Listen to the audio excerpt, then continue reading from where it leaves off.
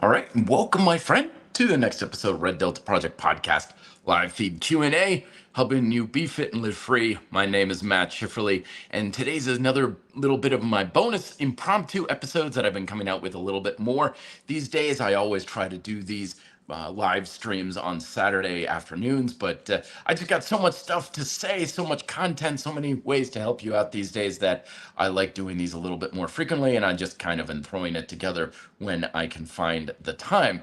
And today is another episode referencing my up and coming book and program called Beautiful Strength. Basically, fitness can be used for a number of things. It's a vehicle to the destination you want, be it physical performance and athleticism, health and well-being, stress relief, building muscle, whatever you want. And of course, a lot of times we are utilizing this to just level up our attractive appeal, which is not necessarily a shallow or narcissistic thing, as I once judgmentally thought back in the day. But a lot of times it makes the most sense to use fitness to just feel more attractive, being more attractive to those around us, because for a lot of us, we don't necessarily have much of a practical application to lift a whole lot of weight or be able to run marathons and stuff, but everybody wants to feel better in their own skin. And that's what Beautiful Strength is all about. And it's something that can certainly be applied to a number of disciplines. It doesn't necessarily have to be calisthenics, although the etymology of the word calisthenics means beautiful strength. So it's a nice little tie-in with that. But today's topic are 3 big, massive mistakes that people often make when they are trying to level up their physique for attractiveness. And it not only doesn't get them even close to the results that they want, it can many times compromise how attractive your physique looks, the aesthetic beauty of it. And as a result, you're putting in all that work and all that effort, and you're actually kind of hurting your aesthetic balance and symmetry in many ways. So that's what we're talking about today. Let's jump right on into it. So as I start to allude to in my book, when it comes to augmenting the shape and appearance of the human body, the biggest influences you have towards making that happen are fat and muscle. And both of this of which is volume, right? How much muscle you're carrying, how much fat that you're carrying on your body. If you want to make your body look different or look better or more attractive, those are the 2 tissues that you have the ability to augment. And bottom line, fundamentally, I know there's a lot of rhetoric in our fitness culture about shaping, toning, sculpting, all these different things. It's all marketing mumbo jumbo, because ultimately, at the end of the day, it boils down to you have bigger muscles or smaller muscles, and you have more fat mass or less fat mass. That's it. Those are the only real variables at your disposal. That's what you can utilize to shape and contour your body, and utilizing diet and exercise habits in order to influence those things. And so one of the big mistakes that people make in trying to look better naked, in other words, is they focus too much on one of those variables. They're trying to just focus very much on, I got to get leaner, leaner, leaner, leaner, leaner, leaner, leaner, lose as much fat as possible. Or they're focusing too much on, I got to build, I got to build, I got to build, I got to build. And that's what their focus is on. Now, to be fair, for some people, the biggest potential you have to augment your aesthetic physique may be more due to one or the other. If you are someone, for example, who has spent several years building up a good amount of muscle, but you still are carrying around a decent amount of body fat, yes, you're probably going to make more headway in shaping your body to be the way you want it by losing the body fat. You're probably not going to make that much happen building more muscle.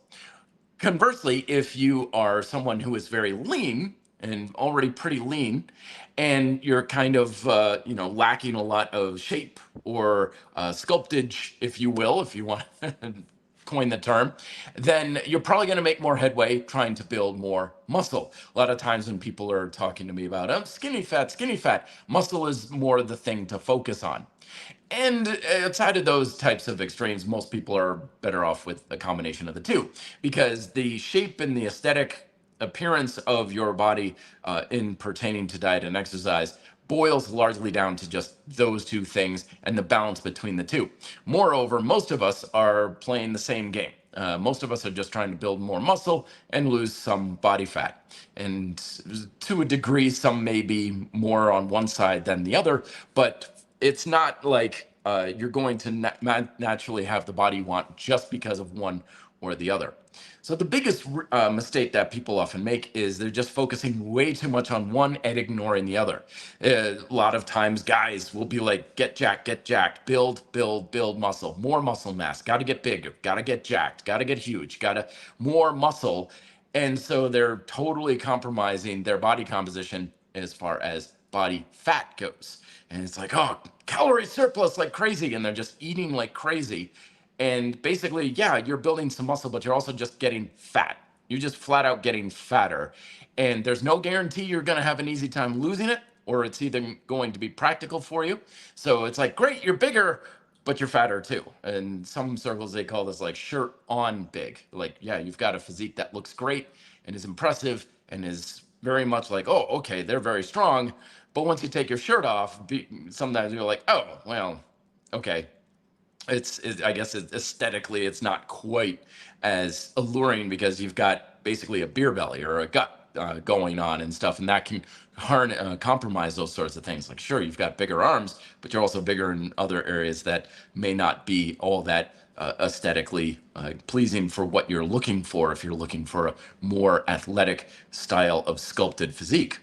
Or a lot of times, again, people will be like, get leaner, leaner, and they're totally ignoring the potential to build muscle. That was a mistake I made, not entirely out of character when I was in college, because I was trying to get as lean as humanly possible. But that was also because I was a bike racer. And bike racing, you just want to be as light as you can possibly be, because excess muscle mass just slows you down. But nevertheless, if I was really honest about trying to build the physique that I wanted, then yeah, dude, you're as lean as you're going to get. You're not going to make much more headway getting any leaner. Yeah, if you dropped a couple percentage of body fat percentage, you might get a little bit more definition in your abs or something, but honestly, your physique's not going to look any different.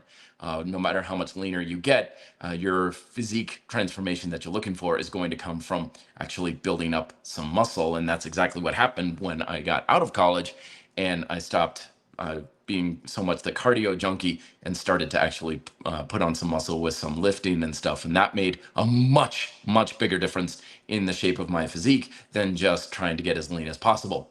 So most of us will have to have the combination of the two. Don't sacrifice one for the other. If you want to build up an aesthetically pleasing physique, you have to be mindful of both. And putting all your eggs in one basket isn't going to be the smartest way to go about it, especially if your potential to shape your physique is going to be more on one side than the other. So if you're, leaner, I got to get leaner, I got to get leaner. If you're already fairly lean, you're not going to make really any headway in looking different with your shirt off or looking different naked if you get much leaner. It's just not there to make that much difference. It's not going to have that much of an influence. So you should turn a bit more towards the muscle building side because you're neglecting it.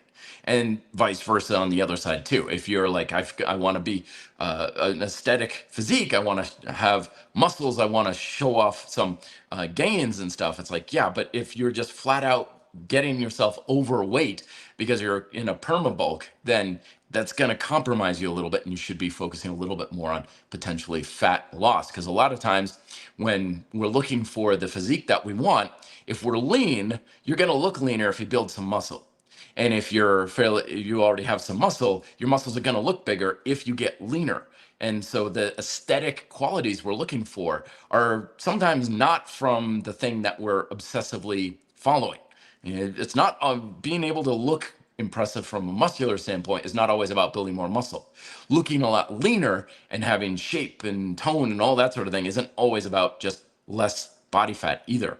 So if you're neglecting one and you're finding yourself neglecting it to the point where it's not even something you're focusing on, that could be the thing that's going to make the biggest difference for you. So that's probably the mistake number one I often see people make is they're too much on the fat loss side of things, not enough on the muscle side of things, or they're too much on the muscle side of things and not enough on just trying to get or stay lean, because both of them affect your shape. Both of them are going to affect your shape. You can't necessarily have too much compensation with one versus the other for the shape. You can have muscles all day long, but if you have too much body fat, you're still going to be fairly just round and soft. And if you're really, really lean, but you don't have much in the way of muscle, you're still going to be fairly like lanky, and it's not going to have much in the way of building up your shape. So that's mistake number one.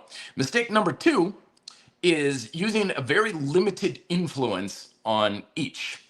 And so we've got muscle and we've got fat. Both are very important in the aesthetic quality of our physique, and both of which are governed by a fundamental process of Mother Nature. If body fat levels on your body are governed by your rate of caloric intake versus your rate of caloric expenditure, and when it comes to building up your muscular volume, it's about creating a stimulus for hypertrophy and then having adaptation, recovery, and all that sort of thing.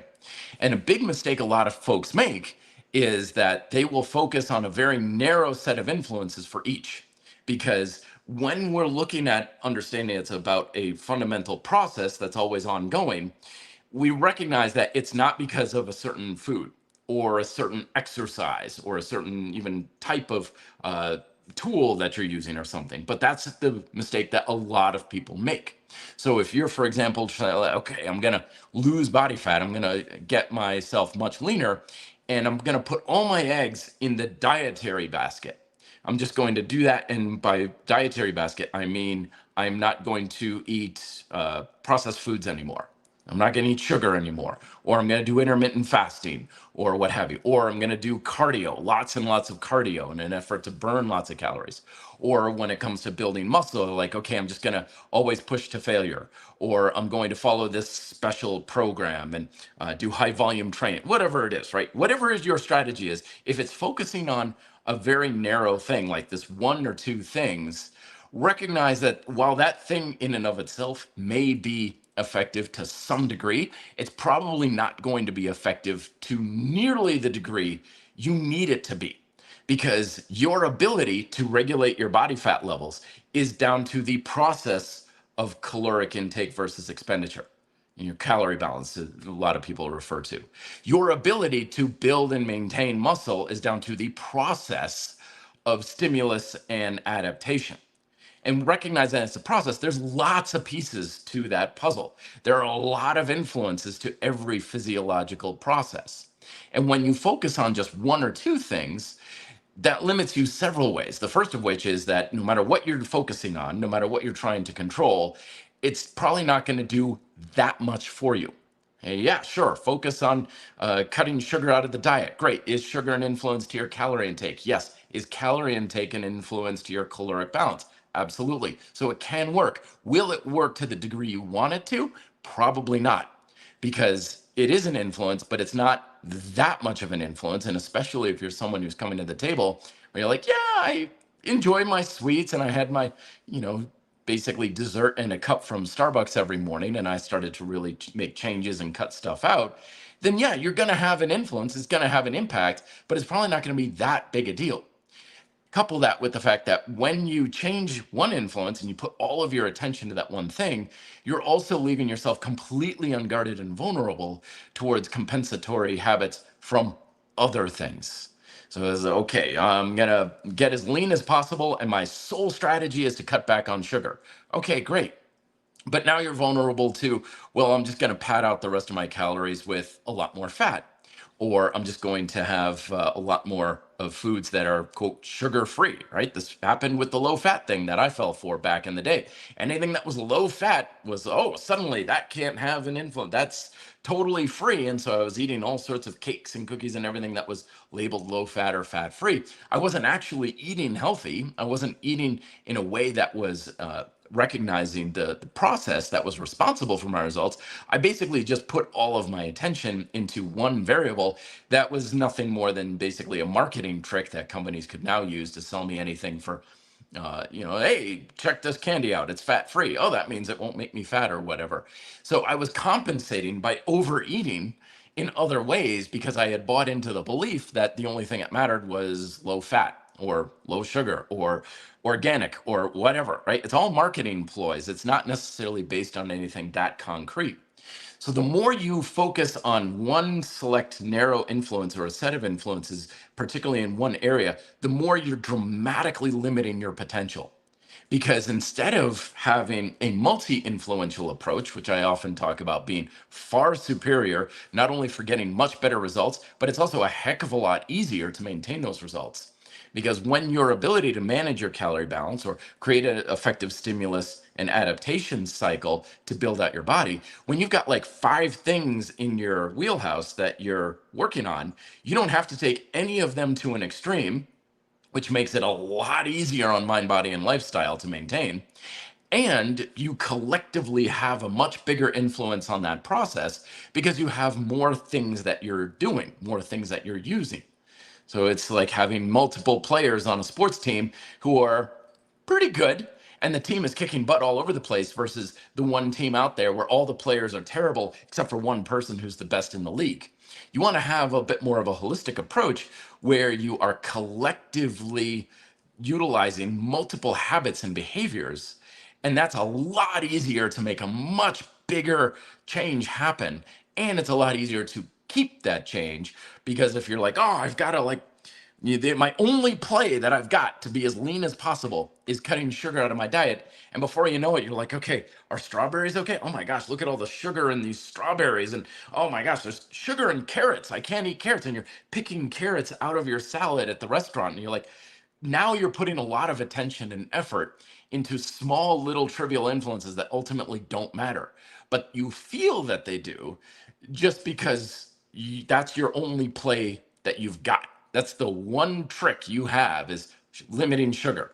And meanwhile, you're, putting whole sticks of butter in your coffee, so you're getting many more calories into your diet, but you're worried about the minuscule amounts of sugar and calories from the carrots on your salad. So you're way warped and distorted over what is most important and what is having the biggest impact over either fat or muscle. And because of that, you're basically putting a lot of work and attention towards small influences that really doesn't do a whole heck of a lot. And unfortunately, that's the approach many people have when it comes to trying to build out their physique, is they're ignoring a lot of big influences that are very important because they've put their belief in attention into narrow influences towards either fat or muscle, maybe a little bit of both. And it's not really going to do a whole heck of a lot for you. So you're putting in a lot of work for not really a whole lot of power over what's going to make your physique look better. Couple of questions coming in. Dave 9503, Matt, how to build hypertrophy on the legs without weights? Is high rep a good way? So I kind of alluded to, remember the process for building out our muscle is we have a stimulus and adaptation, like all training. I mean, it doesn't matter what kind of training, what objective you're after, whether it's performance, health, building muscle, whatever. You've got a stimulus in your workout, and then you have adaptation to the stimulus. So when it comes to building out your muscles, you have to challenge your muscular work capacity. In other words, put that muscle under load and time. So it's the only two fundamental variables you got is how much tension is in the muscle and how long is it there for relative to rest. And you're burning out the muscle. You're making it work really, really, really, really hard. And this pretty much whatever exercises and whatever tools and whatever methods you like, and you can do it along a pretty big range of resistance and repetitions. So if you think about like you're doing exercises with low levels of resistance, you can still burn out the muscle with higher reps. It just takes you longer to get there. Or if you have heavier resistance, you're going to burn it out faster. So it's basically faster or slower burnout. So you can certainly do it with legs. Hell, my legs are bigger now with body weight than they ever were with weights. That's entirely my fault, though. It's not about the method that you're using. It's because I'm much better at using body weight than weights for making that happen. But the thing with repetition and resistance, though, is as you get closer to the more extremes of things, of higher reps, now you're getting into the limitations more of the other things that are holding you back. Like, let's say you're going to do squats for high reps. Okay, great. Now, initially, you may burn out the leg muscles because you're working on the muscular work capacity. But anytime you're doing any kind of exercise, you also have mental capacity. You have the focus and concentration. You've got your technique. You've got your cardio and endurance and stuff. Sometimes you may notice if you're in the gym and you're like, okay, I'm going to challenge my work capacity. I'm going to burn out the muscle. And it's just, I can't push myself today. I don't know what it is. I just don't have the energy. I don't have the mental energy. I don't have the physical energy. Something about it is holding me back instead. So as you get higher in the rep ranges, usually a good rule of thumb for me is more than 20, but you can certainly still build beyond 20, or lower than like 5 or 6. Typically, you're running into other limitations than the limitations of the work capacity of the muscle. So that's generally why a lot of times people will say you're probably better off utilizing enough resistance and enough reps that you're kind of in that hypertrophy rep range, which back in my day, it was always like 8 to 12 reps, which is kind of a good litmus test. Can you build more muscle with more than that? Absolutely. Can you build more with less? Sure, of course. It's not like a solid line in the sand like I used to believe, where I would do like 12 repetitions and then I would stop because I'm like, oh no, I don't want to do 13 reps because then I'm working on endurance. And no, of course not. As long as you're challenging your muscular work capacity, you're creating that stimulus for hypertrophy. But you can do it with high reps. But like I said, when people mistakenly utilize bodyweight training for the legs, they're either working way too light, and they're like, oh, I just did 100 squats, way too light. You know, you got volume or intensity. You can't have both in that regard. So yeah, I know your legs are tired, but is the muscular work capacity getting challenged? Or is it something else that's being challenged? So that's why you still want to utilize progressive techniques. You don't have to have external loads. You can use progressive techniques, as I outline in my books, and still make the same fundamental thing happen. You still create the same stimulus, but you do want to utilize those techniques in order to make sure that you're sufficiently burning the muscles out in that way. Neil Marvin, it's good to see you. Say, Matt, your thoughts about using a training mask during a weightlifting session. Are they effective? I see some experienced people in the gym using it. Just curious if they work or not. You know, I really thought that, this whole thing kind of died off with the pandemic and lockdown and everything like that, because the training masks, or elevation masks as they often are referred to, was kind of getting traction, and it was getting more popular and stuff. And then COVID hit, and suddenly everybody's wearing those stupid masks in the gym and stuff, and everybody's like, this sucks. This is not fun at all. And I figured that's going to just kill the elevation mask market, because everybody's going to realize it doesn't do anything. It just makes your workouts harder. They're miserable, and it doesn't do anything for making your workouts better. And I figured that would be the end of it, but I guess not. So yeah, basically, bottom line, they're a good example of something that makes your workouts harder but no more effective. For the most part, the evidence does show that there are some small ways that it can improve something about lung capacity, but honestly, it's just a real big pain in the butt. That's probably going to compromise your other stimulus otherwise. So, for example, if you're really like, I want to build muscle, I'm like, yeah, you're going to hold yourself back with a training mask, because you're doing your squats or your dips or your pull-ups or whatever, and you're dropping down. You're like, oh God, I'm exhausted. I can barely breathe. I'm really, really tired. Meanwhile, your biceps are like, oh, are we working? I think we're working. I suppose we're working. I don't know. That cardio system's going nuts right now. But we sure as hell don't have enough demand. So yeah, don't bother with it. Bottom line, it's probably not going to do you any good. It's probably just going to be a big, big pain in the butt without any real benefit for you whatsoever. You're not missing out if you don't have it. Karsten, thank you so very much for the super sticker. Do sincerely appreciate it, my friend. All right, so we're talking about mistakes that are limiting your beautiful strength, your ability to train and eat for aesthetic design and stuff like that. This is a new book I'm going to be coming out with, new program. And honestly, if you asked me even a year ago if I ever thought I'd write a book about basically just focusing on looking good naked, I would have thought you were crazy. Because as I allude to in my very first book ever, Fitness Independence, that there is nothing about fitness that is directly effective for changing how your body looks. I know in our fitness culture, we're like, oh, do this exercise for abs, do this for weight loss, sculpt, shape, tone, mass, shrink. Like all this stuff is all around us all the time.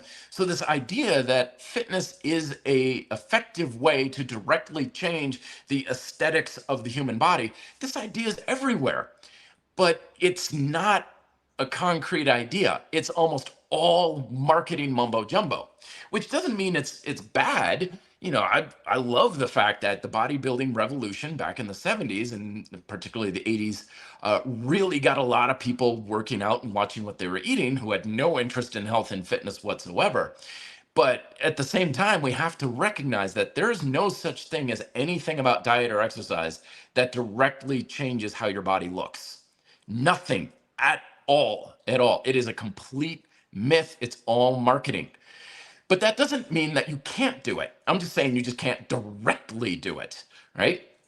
You can't directly make your body look any different with anything regarding diet and exercise, but you can influence the processes that do. And that's where the power comes in, is you can influence how you look by influencing your muscular adaptation. You can influence it with your caloric balance or your energy balance on your body. So it is possible. It's just a roundabout way to go about it. So, but a lot of the messages in our fitness culture will tell you, oh, this is how you do it. This is how you get abs. This is how you get sexy. This is how you build a V-shaped back. This is how you do it. And I know why this stuff is out there, because it sells. It works for selling magazines and programs and getting likes on social media and stuff. But it's not how fitness actually works. But once you understand how the fundamental nature of fitness is, then you can actually, ironically enough, have much more control over utilizing it for how you look. And that's what my book is all about. Joseph, one more question before we get into more here. Matt, last week I burned my legs out after doing 30 reps of box step-ups for 2 sets. Yep, and 1 set, 20 reps, reverse lunges, 40 rep squats. Only I was sore for 3 days. So one of the things that I'll be doing as a podcast, I hope I can do it this Saturday, is many of the common traps that we find ourselves in our fitness culture, and one of which is the volume trap that happens quite a bit in fitness. And this is one of the ways that it can be set up, is that you're doing a certain amount of work in your workouts, or you're running a certain amount of miles or doing a certain amount of cardio, and then you think, I'm gonna crank things up a bit and I'm gonna do more work. I'm gonna run more miles and I'm gonna do more exercises and more sets and more reps and more. And that, yes, can be very effective for creating a progressive stimulus, but now you're stuck doing that volume indefinitely, which takes a lot of time and a lot of energy, and now you have to maintain that or else you lose your progress. So increasing volume like that can certainly be a strategy, absolutely. But when you get into the more approach, then you basically just run yourself into the ground. And eventually you get to the point where you're doing so much work that it's just non-sustainable. Like you don't have the time and the energy to sustain that amount of work indefinitely. And then you get stressed and anxious because it's like, well, I don't have 3 hours to work. I don't have the energy to do all of that in my workouts. And the way you get out of the volume trap, of course, is you add intensity to your workouts. When you have more intensity, creating more tension in the muscle, you don't need nearly as much volume, because remember, you can burn out and challenge your muscular work capacity with the combination of volume and intensity. You can do much of each. But when you focus too much, again, on a single influence, like I'm just going to do a lot of volume, I'm going to do a lot of reps, I'm going to do 1,000 push-ups a day, right? I'm going to run until my legs collapse and stuff. Now you're, again, getting back into that finite influential approach, which significantly limits your ability to make especially long-term progress. So it's great to do every once in a while. Like, I'm going to do this for a couple of weeks and really do some high volume, build up the endurance of my legs. Great, awesome, yeah. But don't get caught, Joseph, into that being like, oh, great, I found the solution for me. This is my program that I'm just going to do indefinitely. That don't get caught in that sort of trap. Dave, coming back on. Good to see you, my friend. Say, Matt, can one train martial arts and fighting at home? I have little space for footwork drills in my apartment, but what can I do? Great question. There was a book I read years ago. It was about, I think it was called like Training Solo or Solo Train. It was basically written by a gentleman who was skilled in the martial arts, and he was like, here's how you train on your own, which is kind of interesting when you think about it. Because when it comes to regular strength training or exercise, or going for a run or things like that, it's very much like, oh yeah, I can do that on my own. I can go in the basement and start lifting dumbbells. I can jump up on my pull-up bar. I can go for a run. Hell, I went for a bike ride earlier today. Yeah, I don't need a gym. I don't need people around me. I just do it on my own. But martial arts are a weird thing because we often think, well, I got to go to the school and I got to have an instructor and I got to, basically have someone I can be with. And some martial arts that's more prevalent than others, like in jujitsu. Honestly, I don't know how you do that without somebody. You're always interacting with another human being. But I, for example, being a taekwondoist, I like, yeah, you can certainly throw kicks and stuff and footwork like what you're doing there and stuff. And basically, the premise of the book was you just treat it the same way you would strength training, where the guy was like, okay, if you wanted to build up your chest, for example, you would say, okay, I got 3 sets of 10 to 12 reps of dips, and then I'm going to do 30 push-ups, and then I'm going to do some chest flies or something on the cable machine for 2 sets of 10 to 15 or whatever, right? That's how you organize your strength training. He's like, do the same thing with your martial arts. You just write it out. Side kick, 10 repetitions each side. Jumping side kick, 5 repetitions each side. Same thing. It's sets and reps for your various techniques. And when you look at it in that regard, it's really easy to train on your own. And you don't need necessarily a lot more than that. Of course, you still want to go to school. You still want to interact with people. I had a long hiatus myself when I first moved out to Colorado. I wasn't able to find a school that I really wanted to join for my Taekwondo training. I stayed with the same instructor in school for a long time back in Vermont. And I just figured, well, I'm not going to find a school that teaches like that out here because it's kind of a niche approach to Taekwondo. It's like, well, I'm just not going to find it. But I was doing a lot of training on my own. And it was okay. It was good. But eventually I did find a school and had some catching up to do. But yeah, I still maintained for quite a while. So think of strength training, sets and reps. That's the way you want to go about it. One more here before we jump in. Angelo saying, hey, Matt, whenever I do pull-up, it feels more comfortable to put my left hand in front of my right hand. Is this because of a muscle imbalance? Oh, push-ups, excuse me. Probably. I would look at my video that I just put out. I think it's published on packing your shoulders. It's basically cures much of what you're doing for push-ups and stuff. And I would bet dollars to donuts you've got a scapular elevation on that one side. I would say it's very, very likely. Videotape yourself doing your push-ups from the top down so you can see your back, so you can see your shoulders, so you can see also your elbows. I would hazard a guess that one of your elbows is winging out more than the other, or you might have a slight twist and rotation. Watch yourself. You're going to learn some interesting things about the way you're doing it there, Angelo. So, all right. So limitations. Again, building out your physique. If you want to have the biggest impact over your aesthetics, you want to have influence over both muscle and fat, not just one or the other. And you want to involve several influences or many influences on each process. Don't just put all your eggs in one basket saying, well, I do intermittent fasting and I lift to failure. It's like, okay, great. Not saying those things can't be good or effective. I'm just saying they're probably not going to be enough. And that's usually what holds a lot of people back is just the simple fact that they're just not doing enough. And it's not enough work or pushing themselves enough. It's just they're not doing enough individual things. in things that will influence the process, or sometimes they're really shortchanging the process themselves. Like, okay, I got everything about my workout program dialed in. I'm working so hard in the gym. I got it all. And then you ask them, well, what's your sleep and diet habits like? And they're like, I party a lot, Pizza and frozen waffles are basically what I'm living off of. It's like, yeah, okay. So you got half of the process dialed in. The other half, you're really shortchanging yourself on. Let's focus on that, because a lot of times the stuff that makes the biggest difference is the stuff that you're not paying too much attention to. The guy is like, okay, I got everything dialed in my nutrition. They've got like 5 nutrition PhDs, and they measure their protein powders out by the half of a gram. They got everything dialed in. But then when it comes to their workout, they're like, yeah, I just kind of dick around, and, I'm listening to podcasts, and I'm talking on the phone and everything. It's like, no, that thing that you keep neglecting is probably the thing that's really holding you back. So, and then the third thing that really compromises your beautiful strength and attractiveness, and this is something that I think really a lot of people miss, and certainly something I missed for many years, is that at the end of the day, if you wanted to kind of have a general guide or compass needle for, well, what makes someone attractive?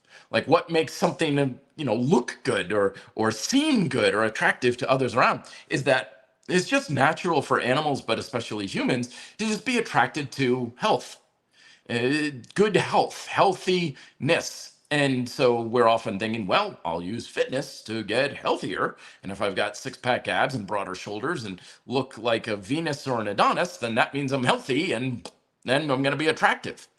And that may put out that vibe, or at least in the short term, like someone may see you and be like, wow, look at them.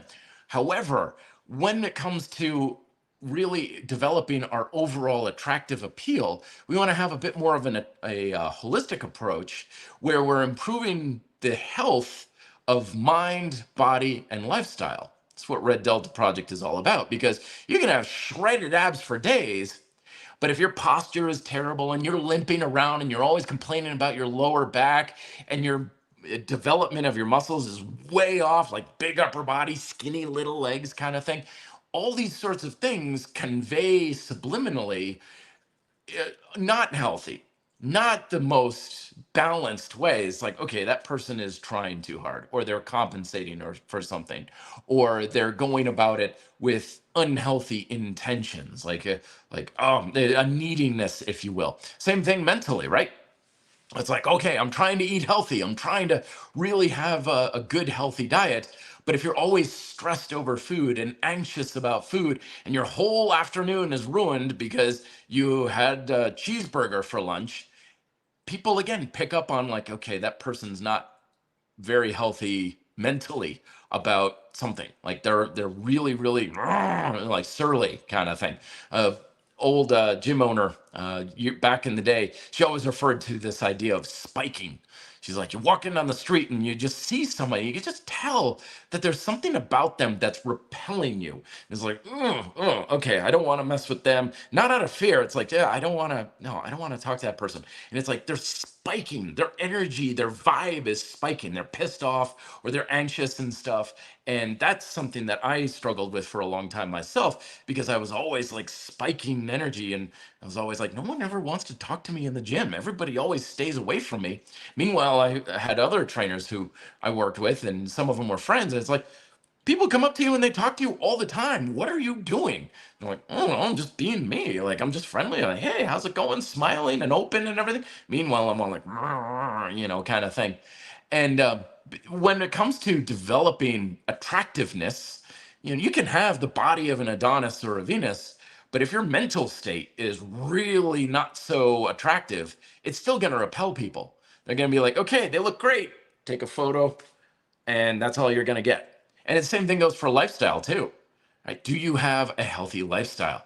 Are you someone who lacks impulse control? That's often a big red flag that turns a lot of people off. Are you someone who is kind of like a very much obsessive individual, not passionate? Passion isn't a very attractive trait. You meet someone at a party and they're excited about something they're doing. That's great. But when someone is obsessive, they tend to have like the one thing they can talk about. And I've certainly been in these shoes, and I've known other people where it's like they'd be at a party. And it's like, yeah, they'll talk all day long about fitness and working out and diet, but make the conversation about anything else, and they just clam up and kind of like sit there like a bump on a log because they got nothing else to contribute. So when it comes to, I want fitness to make me more attractive, we want to make sure that it's not taken to a level that is unhealthy for mind, body, and lifestyle, because it's very easy to do that. Diet and exercise are kind of like drugs. They can be very effective in enhancing your mind, body, and lifestyle, but in the wrong doses or taken in the wrong context can be, well, detrimental. They can hurt your body. I certainly have been there. They can compromise your mental state and your happiness and your just general demeanor that is attractive to people. I've certainly been there myself. And yes, they can certainly compromise your lifestyle as well. So a good compass needle to kind of have going forward of, is this going to help or hurt my general attractiveness of my mind, body, or lifestyle? Is it just going to enhance your healthiness? Or is it going to lead to a lot of kind of imbalanced and asymmetrical kind of emphasizing and too much energy in one direction? Like, I got jacked big arms. It's like, but really, really skinny legs and no glutes. And there was a story I attended it was a virtual seminar on kettlebell swings years ago. And this guy had like this amazing physique, they were saying at this conference. And they're like, okay, so, and as soon as they started swinging kettlebells, he got like 10 in and immediately was like, boom. And he just crashed into the ground. And he's like laying there on the ground, just kind of almost sobbing. He's like, oh, my back, my back, I can't do this. And the instructors are looking over him and they're like, this man has no ass. Because basically he had done the whole bro split thing and he never really worked on his posterior chain a whole lot. His glutes, his hamstrings, and everything, which of course is what you do with kettlebell swings. So when he was trying to do this, all lower back, which of course is not really meant to work that hard, and it just blew him straight out. So we want to have this balance, this symmetry, this holistic approach to diet and exercise that enhances the quality of mind, body, and lifestyle. But a lot of times, obsessive and over dogmatic approaches in diet and exercise can compromise those very things. And even though you're, quote, doing things right, and we can tell ourselves, oh, I'm being disciplined by, eating super clean all the time, and I'm, foregoing happy hour to go to the gym, even though I'm complaining and bitching about it the whole day, kind of thing.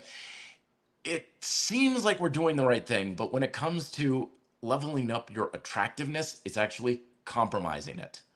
This certainly was a big turning point for me several years ago.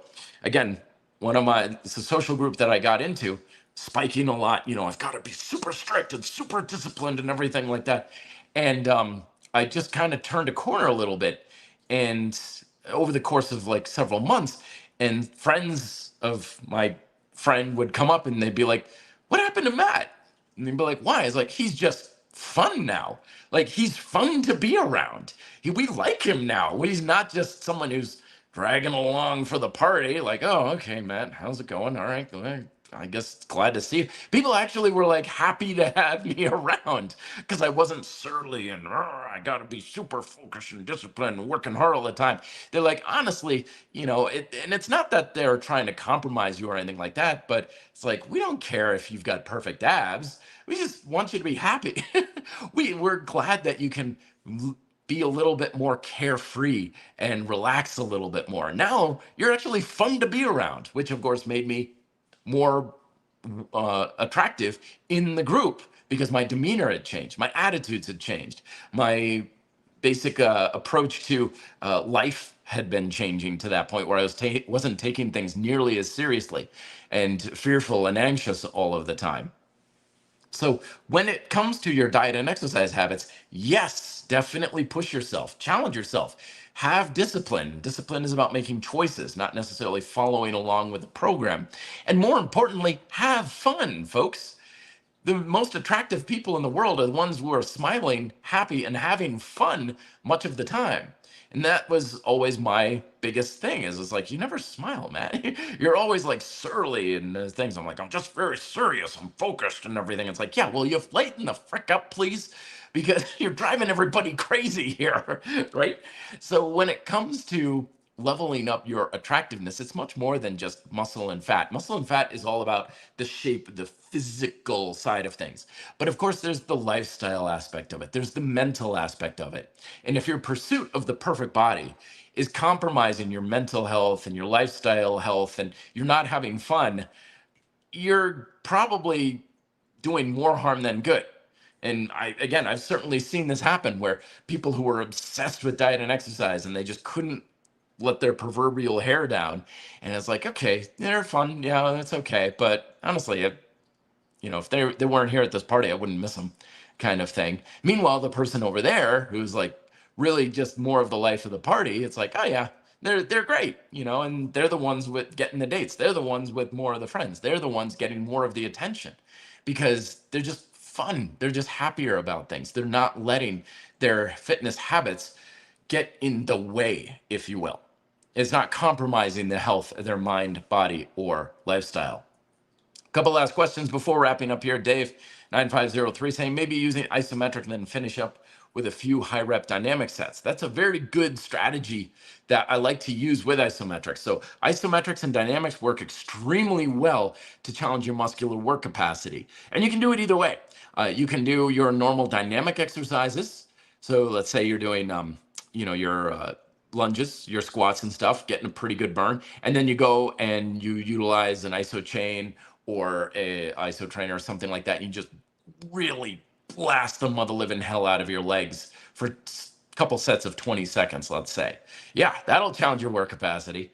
Or you could do it the opposite way. You do the isometrics first, get to the point where they're really kind of fatigued, and then do some dynamic stuff. And just keep in mind, though, that it's going to burn your muscles out pretty hard if you're doing isometrics, especially for hypertrophy. So you're doing a little bit of a longer duration. A good litmus test for me is 20 to 30 seconds because I've done isometric rows for a few sets. I'm like, okay, muscles are really getting tired. And I'm like, I'm going to finish off with a couple pull-ups. And I'd get like 2.